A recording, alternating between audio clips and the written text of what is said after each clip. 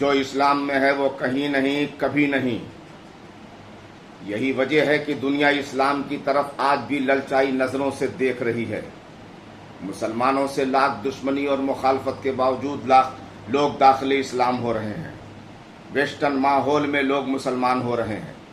میرے حضور ارشاد فرماتے ہیں کہ اپنے ماتحتوں کے ساتھ حسن سلوک کیا جائے۔ رسول اللہ کے صحابی حضرت انس کہتے ہیں کہ میں اپنے آقا کی خدمت میں 10 سال تقریباً رہا، مگر میرے سرکار نے کبھی یہ نہیں فرمایا کہ اے انس یہ کام کیوں نہیں ہوا اور کیسے نہیں ہوا، مصطفیٰ نے اف تک نہیں کی۔ میرے آقا ارشاد فرماتے ہیں کہ 2 اعمال ایسے ہیں جن کا ثواب تولا نہیں جاتا۔ نمبر 1 انصاف کرنا، نمبر 2 معاف کرنا۔ یہ دونوں چیزیں گڈ گورننس کی جوہر ہیں۔ رکاوٹ 4 چیزیں ڈالتی ہیں۔ نمبر 1 مہنگائی، نمبر 2 کرپشن، نمبر 3 جہالت، نمبر 4 نفرتی ماحول۔ ملک سے ان بیماریوں کو دور کرنے کی ضرورت ہے۔ میرے رسول ارشاد فرماتے ہیں کہ لوگ جنت کی تمنا کرتے ہیں، جنت کچھ لوگوں کی تمنا کرتی ہے۔ ایک روایت کے مطابق 3 ایسے خوش نصیب ہیں کہ جنت جن کی تمنا کرتی ہے۔ نمبر 1 علی مرتضی، نمبر 2 سلمان، نمبر 3 عمار۔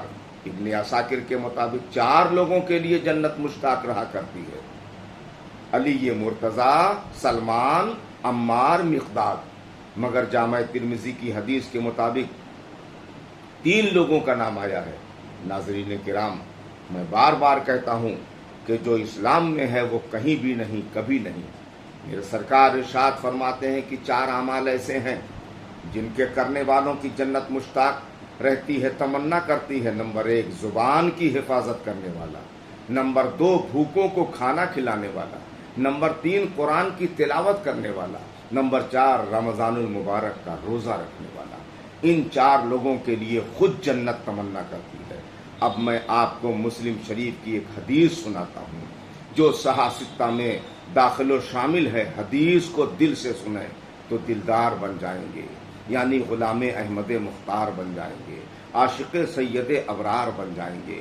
مسلم شریف جلد ثانی حدیث نمبر 1 صفحہ نمبر 301 پر جناب ابو ہریرہ کہتے ہیں کہ میں اپنی ماں کو اسلام کی طرف بلاتا تھا جب وہ مشرکہ تھی، مگر وہ ماننے کو تیار نہ تھی۔ ایک دن میں تھوڑا مصر ہو گیا تو میری ماں اس قدر ناراض ہوئی کہ رسول اللہ کے بارے میں ایسے جملے استعمال کیے جو نازیبا تھے، غیر زیبا تھے، اور ناقابل قبول اور ناقابل برداشت تھے۔ میں اپنے آقا کے حضور روتا ہوا آیا، میرا دل ٹوٹ گیا تھا اور عرض کیا یا رسول اللہ، میری ماں کے حق میں دعا کر دیں کہ وہ اسلام قبول کر لیں، آج اس طرح گھر پر واقعہ ہو گیا ہے۔ رسول اللہ نے اپنے دست کرم کو اٹھایا اور دعا فرمائی، یہ پروردگار ابو ہریرہ کی ماں کو ہدایت عطا فرما۔ ابو ہریرہ کہتے ہیں کہ میں تیز قدموں سے گھر آیا، کنڈی کھٹکھٹائی، ماں کے غسل کرنے کی آواز آ رہی تھی۔ کچھ دیر کے بعد جب دروازہ کھولا تو میری ماں کی زبان پر کلمہ جاری تھا۔